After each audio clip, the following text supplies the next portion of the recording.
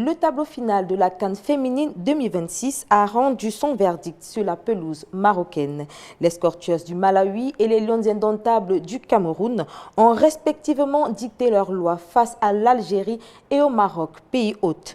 Pour décrypter ces confrontations au sommet et projeter ce choc historique, nous recevons dans cette édition d'Africa 24 Football Club la journaliste sportive sénégalaise Soda Thiam en direct du Maroc. Bienvenue sur ce plateau, Soda.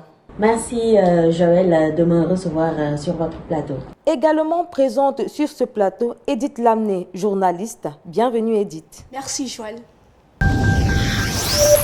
Le Malawi a créé l'exploit le 12 août en éliminant l'Algérie sur le score de 3-1 lors des demi-finales de la CAN féminine 2026. Cette victoire mémorable propulse les Malawites en finale continentale pour la toute première fois de leur histoire. Reportage. Le Malawi s'est qualifié pour sa première finale continentale en s'imposant 3-1 face à l'Algérie lors de la première demi-finale de la CAN féminine 2026. Ce choc décisif s'est disputé mercredi 12 août sur la pelouse de Rabat. Grâce à ce succès retentissant, les Scorchers s'offrent le droit de rêver au titre suprême face au Cameroun le 16 août. I feel so happy because a lot of people didn't give us chance we can reach this level. Je ressens une immense fierté car beaucoup doutaient de notre capacité à atteindre ce niveau. Nous possédons un excellent effectif qui a combattu sans relâche pour briller. Maintenant, mon esprit est totalement tourné vers la finale. Ma priorité absolue reste d'aider le collectif à soulever le trophée. Also, it's my first time to be here. Will be by grace of God to win the Golden Boot, but my mind is not there. My mind is like to have the team to win the trophy. Tabitha Chawinga a ouvert le score pour le Malawi à la 33e minute d'un retourné acrobatique avant que sa sœur Temwa ne double la mise juste avant la mi-temps. En seconde période, l'Algérienne Ikram Adjabi a réduit l'écart à la 59e minute pour redonner espoir à son équipe. Cependant, la révolte fut de courte durée. L'inévitable Tabitha Chawinga a douché les ambitions adverses à la 76e minute en s'offrant un doublé pour sceller définitivement la victoire des siennes. Nous sommes très heureuses d'avoir gagné ce match. Nous allons continuer à travailler dur à l'entraînement pour corriger nos imperfections et progresser. Notre objectif est de soigner notre efficacité offensive afin de marquer un maximum de buts à la prochaine rencontre. Cette qualification en finale va rapporter au Malawi une prime financière historique de la CAF, permettant de moderniser ses infrastructures et de professionnaliser la ligue locale. De plus, la mise en lumière des sœurs Chawinga va attirer les recruteurs internationaux vers le réservoir de talents malawites et accélérer la création de programmes sport-études pour les jeunes filles. Soda, quel commentaire faites-vous du leadership technique des sœurs Chawinga? Je pense que donc la clé majeure donc de cette équipe malawite, c'est cette paire, donc ces sœurs Chawinga, Tabitha et Temwa. On a vu depuis le début de cette compétition, elles ont su porter donc leur équipe à chaque match. Donc on a vu leur présence, leur force, leur caractère, pousser, booster leur équipe, accompagner cette équipe à accéder au plus haut donc de cette compétition, aller le plus loin possible dans cette compétition. Et aujourd'hui, la preuve, elles sont là en finale. Je pense que la principale force de cette équipe malawite repose sur le père Chawinga, les sœurs Chawinga, qui sont exceptionnelles et qui ont fait donc un beau parcours, on va dire, depuis le début.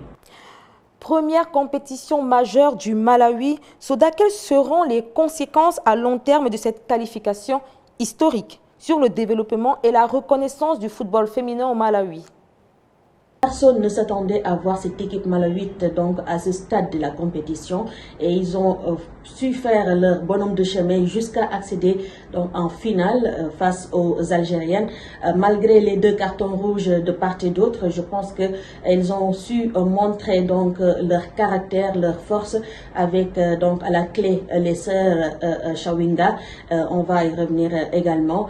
Je pense que il faudra en tout cas faire très attention à cette équipe malawite qui n'a plus rien à perdre dans cette compétition après avoir obtenu, comme je l'ai dit tantôt, leur qualification pour le mondial et aussi cerise sur le gâteau, jouer une finale. Rendu en finale, quelle est selon vous la principale faiblesse des Malawites à corriger avant la finale face au Cameroun? Je pense que si cette équipe malawite a une bonne armada offensive, je pense que la principale faiblesse de cette équipe du Malawi repose donc sur son côté défensif, parce que c'est une équipe qui encaisse beaucoup de buts, c'est aussi une équipe qui reçoit beaucoup de sanctions disciplinaires donc dans le camp adverse. Il faudra très tôt corriger cela parce que face à une équipe comme le Cameroun, ça ne pardonne pas, c'est une équipe très physique, très athlétique, donc je pense que même si offensivement parlant c'est une très bonne équipe, mais côté défense, c'est une équipe qui encaisse beaucoup et il faudra corriger ce défaut avant donc d'aller en finale. Mesdames, Messieurs, nous marquons une pause dans cette édition d'Africa 24 Football Club. De retour sur le plateau d'Africa 24 Football Club et avec vous, Edith, le point sur la dernière ligne droite de la compétition au Maroc. Et le rêve continue pour le Malawi, porté par les sœurs Chawinga, Tabitha double buteuse et Temwa. Les Malawites ont dominé l'Algérie 3-1 et décrochent une finale historique. En face, le Cameroun a dû batailler pour venir à bout du Maroc à domicile. Un match fermé, intense, sans aucun but après 90 minutes, ni même durant les prolongations. Tout s'est joué au tir au but. La gardienne camerounaise Mikaeli Bihina a arrêté 3 tirs après avoir déjà repoussé un pénalty à la 118e minute. Le Cameroun s'impose donc 3-1. Alors, qui pour cette finale? D'un côté, le Malawi, grande révélation de cette CAN, porté par un duo d'attaque redoutable. De l'autre, le Cameroun qui s'apprête à disputer sa 4e finale. 2 histoires, 2 ambitions et un même objectif, le titre continental. Rendez-vous en finale pour le dernier grand frisson de cette CAN féminine à Rabat. Au terme d'un suspense insoutenable à Rabat, le Cameroun a brisé le rêve du Maroc en s'imposant au tir au but, 0 but partout, 3 tirs à 1, lors d'une demi-finale d'une rare intensité.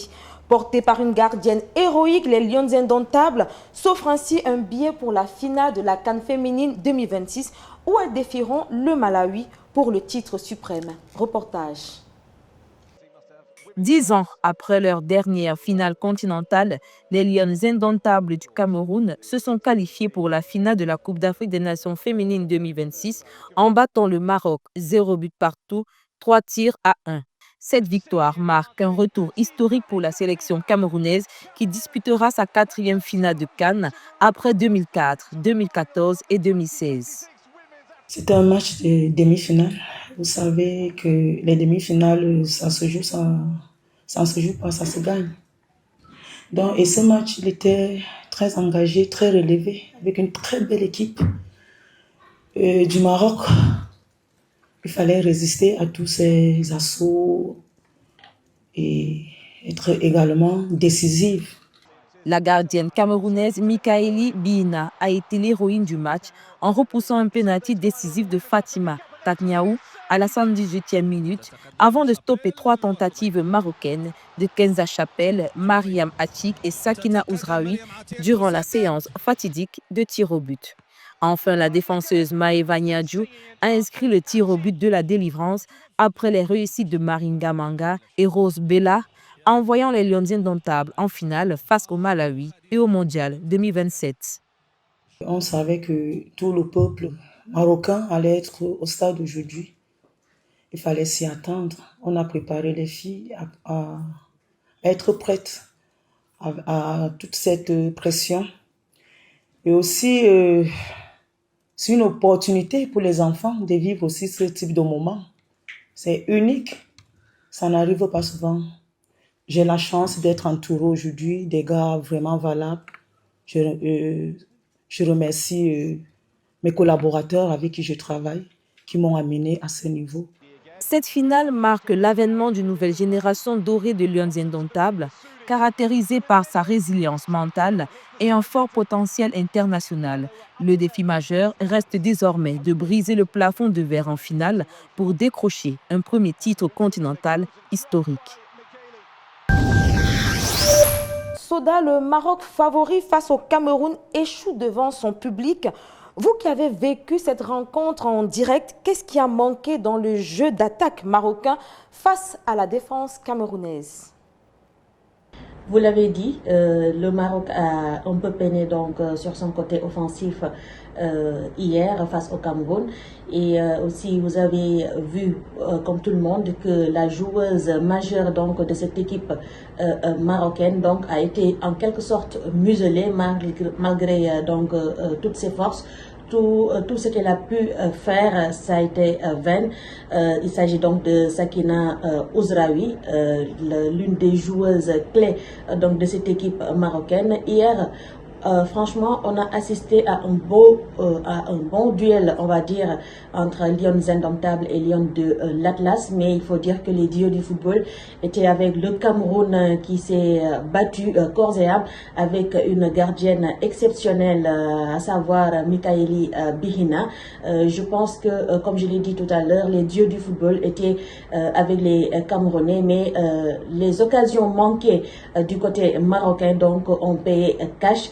Aussi à cela s'ajoute donc le penalty raté et sorti par Bihina. Je pense que ça a donc payé cash et ça a valu donc l'élimination de cette équipe marocaine. Quels facteurs ont permis, selon vous, aux Camerounaises de réussir leur séance de tir au but face au Maroc? Je pense que cette équipe camerounaise s'est préparée à tous les niveaux et même c'est une équipe repêchée avec l'augmentation donc de cette CAN à 16 équipes. Et aussi face à cette équipe marocaine, on a vu une équipe très engagée, très déterminée, des joueuses qui voulaient aller donc jouer cette finale encore une fois après la dernière en 2016. Et aussi, je pense que le penalty manqué du Maroc a aussi boosté et donné un avantage à ces joueuses camerounaises qui ont donc une force de frappe exceptionnelle, on va le dire, parce que face à la gardienne donc marocaine, on a vu donc leur force de frappe lors des séries de lors de l'épreuve fatidique, on va dire, des séries de penalty. Et je pense que aussi c'est une chose qui a permis donc à ces joueuses camerounaises d'avoir remporté ce match et leur ticket pour la finale 10 ans après. Quel choix stratégique le Cameroun doit-il activer selon vous pour assumer son statut de favori face à la surprise malawite en finale le 16 août? Équipe favorite, je ne dirais pas, parce que si vous avez regardé donc les matchs depuis le début de cette CAN, on peut dire que c'est la CAN de toutes les surprises. Alors aujourd'hui, cette équipe camerounaise face aux Malawites, je pense qu'elles devront faire preuve donc de sérénité, parce que c'est une équipe qui n'a plus rien à perdre. Pour une première participation, accéder en finale quand même, je pense qu'il faut être engagé, déterminé pour le faire. Et il ne faut pas aussi tomber dans l'euphorie de cette qualification en finale. Les Camerounaises doivent prendre très au sérieux cette équipe malawite, parce que même si cette équipe malawite a quelques défauts, peut-être on va en revenir, je pense que aussi les Camerounaises ne doivent pas les sous-estimer, parce que comme on dit, une finale ça se joue pas, ça se gagne. Et comme elles ont réussi à jouer donc, à obtenir leur ticket pour le mondial et pour la finale de cette CAN, il faudra faire très attention pour ne pas tomber dans le même piège que les Algériennes. Soda Thiam, merci pour votre apport dans cette édition d'Africa 24 Football Club. Merci Joël, ce fut un plaisir d'avoir partagé ce plateau avec vous. Merci également à Edith Lamné pour le suivi de cette compétition. Plaisir partagé. Mesdames, Messieurs, l'actualité se poursuit sur les antennes d'Africa 24.